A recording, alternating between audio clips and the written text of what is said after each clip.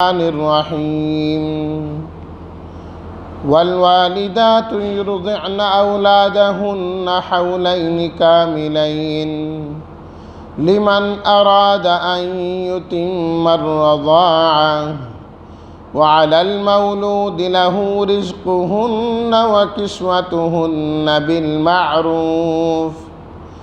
لا تكلف نفس إلا وسعها لا تضار والدة بولدها ولا مولود له بولده وعلى الوارث مثل ذلك فإن أرادا فصالا عن تراض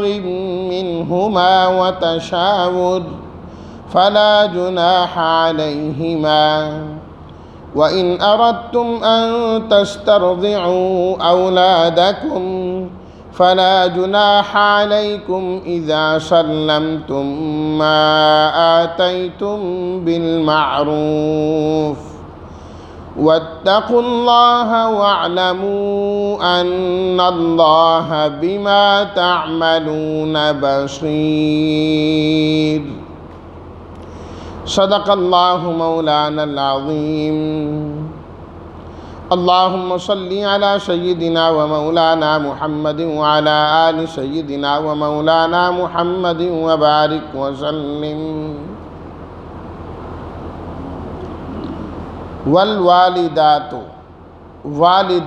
والدہ کی جمع ماں کے معنی میں مائیں یرضعنا رضاعت سے اس کا معنی ہوتا ہے دودھ پلانا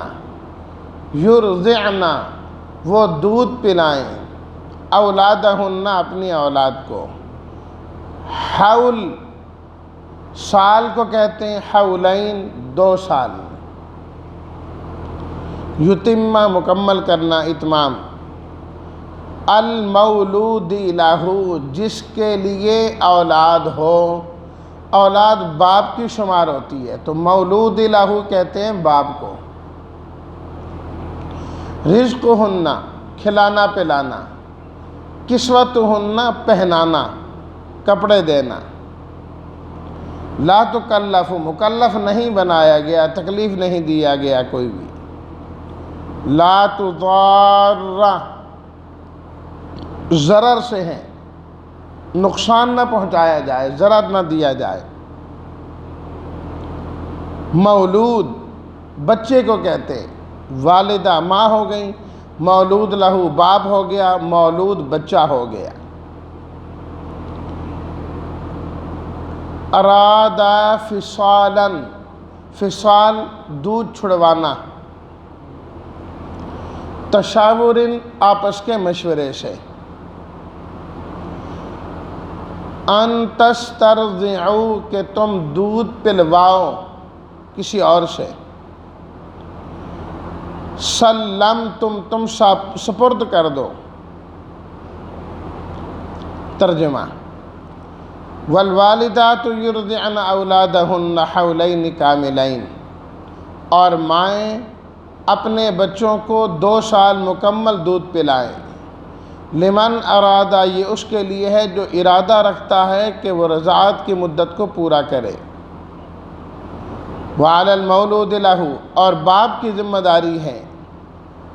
ان کو کھلانا پلانا اور پہنانا دستور کے مطابق کسی نفس کو مکلف نہیں بنایا جاتا مگر اس کی وسعت کے مطابق لا تضار والدۃ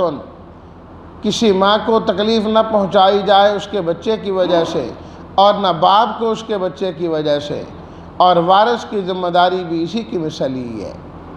پس اگر وہ ارادہ کریں دودھ چھڑانے کا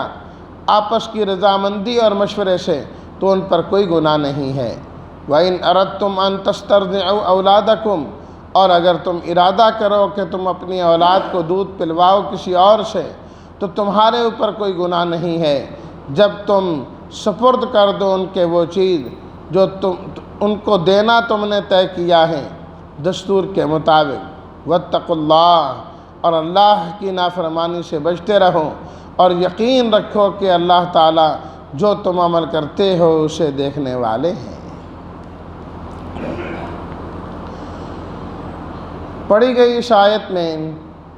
دودھ پلانے کے متعلق احکامات و مسائل کو بیان فرمایا گیا کہ نکاح کے نتیجے میں اللہ تعالیٰ اولاد عطا فرماتے ہیں۔ اولاد کے ہونے کے بعد، بچہ یا بچی کے ہونے کے بعد سب سے پہلی ذمہ داری جو پرورش کے اعتبار سے ماں باپ پر لاگو ہوتی ہے وہ ابتدائی 2 سالوں کے اندر دودھ کا پلانا ہے، جس کو عربی زبان میں رضاعت کہتے ہیں، اور یہ ایک انتہائی اہمیت والی چیز ہے کہ اس دوران بچہ جس کا بھی دودھ پی لے گا، اپنی ماں تو اس کی اپنی ماں ہے ہی ہے، اس دوران اگر وہ کسی اور خاتون کا بھی دودھ پی لے گا تو وہ عورت بھی اس کی ماں بن جائے گی رشتوں کے اعتبار سے، اور پھر دودھ پلانے کی وجہ سے بھی اسی طریقے سے رشتے ثابت ہوں گے جس طرح نسب کی وجہ سے رشتے ثابت ہو جاتے ہیں۔ حضرت عائشہ صدیقہ رضی اللہ تعالی عنہا سے روایت ہے کہ وہ فرماتی ہیں کہ میرے ایک چچا لگتے تھے، افلاح غالباً ان کا نام تھا، اور وہ رضاعت کے اعتبار سے لگتے تھے میرے چچا، سگے چچا نہیں تھے۔ ایک تو رضائی والد کے بھائی، رضائی چچا۔ تو وہ ایک دن آنے لگے تو میں نے کہا آپ ہمارے گھر میں نہ آئیں، پردے کے احکامات نازل ہو چکے تھے۔ انہوں نے فرمایا کہ آپ مجھے نہیں روک سکتے۔ کہ وہ کیوں؟ میں تو آپ کا چچا لگتا ہوں، رضائی چچا ہوں۔ آپ علیہ الصلاۃ والتسلیمات سے پوچھا حضرت عائشہ صدیقہ رضی اللہ تعالی عنہا نے کہ وہ اس طرح فرما رہے ہیں؟ آپ علیہ الصلاۃ والتسلیمات نے فرمایا بالکل ٹھیک کہہ رہے ہیں، جو رضائی چچا ہوتا ہے اس سے بھی پردہ نہیں ہوتا، پردے کی ضرورت نہیں ہوتی۔ تو دودھ پلانے کی ایک مستقل اپنی اہمیت ہے، اس سے رشتہ داریاں گویا کہ ثابت ہو جاتی ہیں، محرم بن جاتا ہے، نکاح نہیں ہو سکتا۔ نبی کریم صلی اللہ علیہ وسلم سے عرض کیا گیا کہ آپ نے کئی نکاح فرمائے ہیں، تو اس اپنے خاندان قریش کے اندر بھی آپ نکاح کر لیں، خاص جو آپ کے اپنے قریبی ہیں۔ فرمایا کہ اس طرح کا مناسب رشتہ نہیں۔ عرض کیا گیا کہ حضرت امیر حمزہ رضی اللہ تعالی عنہ کی ایک بیٹی ہیں، تو آپ کے چچا کی بیٹی ہوں، آپ ان سے نکاح فرما لیں۔ تو آپ علیہ الصلاۃ والتسلیمات نے فرمایا جو امیر حمزہ رضی اللہ تعالی عنہ تھے، جہاں میرے چچا وہ لگتے تھے، وہ دودھ شریک بھائی بھی ہیں میرے، ہم دونوں نے ایک خاتون کا دودھ پیا ہے، لہٰذا وہ میرے رضائی بھائی ہو گئے، اور یہ تو میری بھتیجی لگی، اس لیے اس سے میرا نکاح جائز نہیں ہے، نکاح جائز نہیں ہے۔ تو جب بچہ چھوٹا ہے، دودھ پیتا ہے، تو اس چیز کا خاص اہتمام کرنا چاہیے کہ کہیں ایسا نہ ہو کسی اور خاتون کا دودھ پی لیں تو پھر رشتہ داری ثابت ہو جائے، بعد میں نکاح میں مسئلہ ہو جائے گا، کل کو نکاح کے اندر جو ہے وہ مسئلہ ہو جائے گا۔ تو اسی وجہ سے یا عام طور پر جو کسی کا بچہ لے کر پالتے ہیں، پہلے بھی میں عرض کر چکا ہوں کہ اس سے وہ حقیقی بیٹا تو ہوتا نہیں ہے،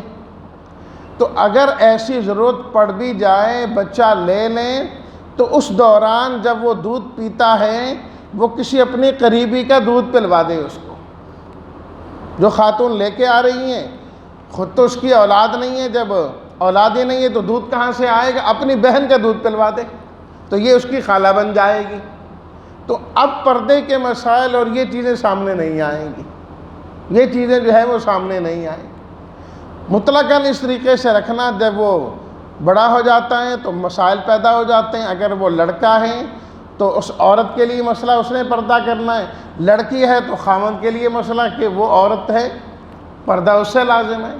تو اس کا حل یہ ہوتا ہے کہ اس دوران وہ اپنے کسی قریبی کا دودھ پلوا دے۔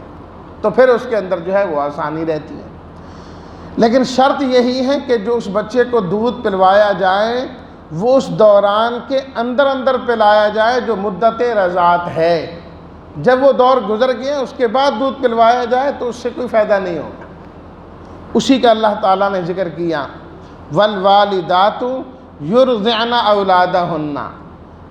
مائیں دودھ پلائیں اپنی اولاد کو۔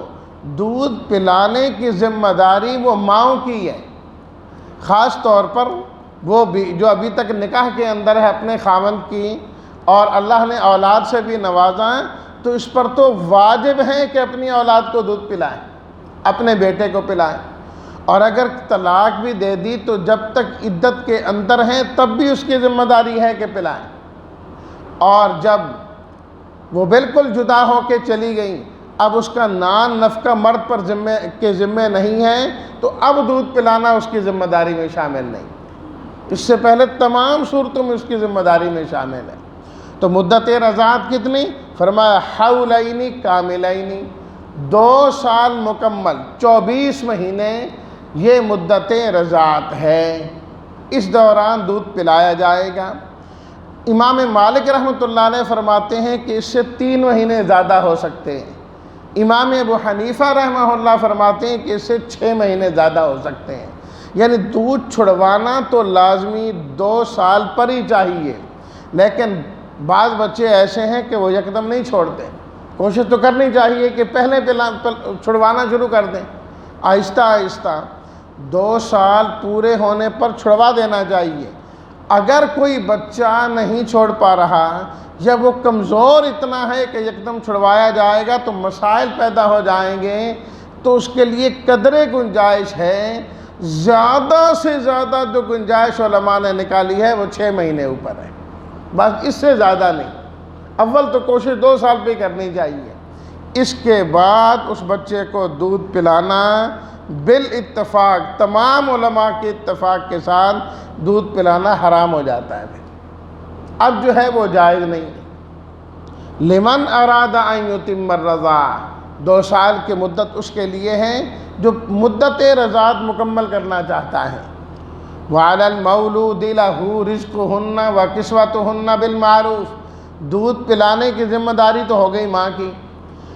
اب اس ماں کا خرچہ، کھانا پینا، رہن سہن، کپڑے پہننا، یا اس بچے کے دیگر خرچے بھی تو ہیں نا، صرف دودھ پلانے کی حد تک تو نہیں ہے نا، اور ضروریات، فرمایا کہ وہ ضروریات باپ پر لازم ہے، اس نے اس کو پورا کرنا ہے بالمعروفی، لیکن دستور کے مطابق جو عام چل رہا ہے اس کے مطابق اس کی ذمہ داری ہوگی اور اس کو جو ہے نا وہ ادا کرنا ہوگا۔ یہاں پر اللہ تعالیٰ نے باپ کو فرمایا المولود لہ، جبکہ جس طرح والدہ کا لفظ اللہ نے ذکر کیا نا، والوالدات، والد کا ذکر بھی خود قرآن مجید کے اندر آتا ہے، خود اللہ تعالیٰ نے استعمال کیا، لیکن یہاں پر والد کے بجائے اللہ نے مولودی لہو کا ذکر کیا، جس کے لیے اولاد ہوتی ہے۔ اس میں در حقیقت اللہ تعالیٰ کی جانب سے باپ کو ذرا تسلی دی گئی ہے کہ باپ کے ذہن میں یہ بات آتی ہے کہ دیکھو یہ جو بچہ ہے، یہ بچی ہے، یہ ہم دونوں کا مشترکہ ہے، جس طرح میرا بیٹا ہے میری بیوی کا بھی تو بیٹا ہے، تو جس طرح میری ذمہ داری ہے میری بیوی کی بھی ذمہ داری ہونی چاہیے، سارا خرچ جو ہے وہ میرے اوپر ڈال دیا گیا، تو یہ تو مشکل ہے میرے لیے۔ تو اللہ تعالیٰ نے تسلی دی کہ ٹھیک ہے تیرے لیے مشکل ہو رہی ہے، یہ بھی تو دیکھ اصل نسب بھی تو تیرا ہی ثابت ہو رہا ہے نا، اولاد بھی تو تیری ہی شمار ہو رہی ہے، نسب باپ سے چلتا ہے ماں سے نہیں چلتا، ہمیشہ نسب باپ سے چلا کرتا ہے، جو باپ کا خاندان ہے بیٹا بھی اسی خاندان کا شمار ہو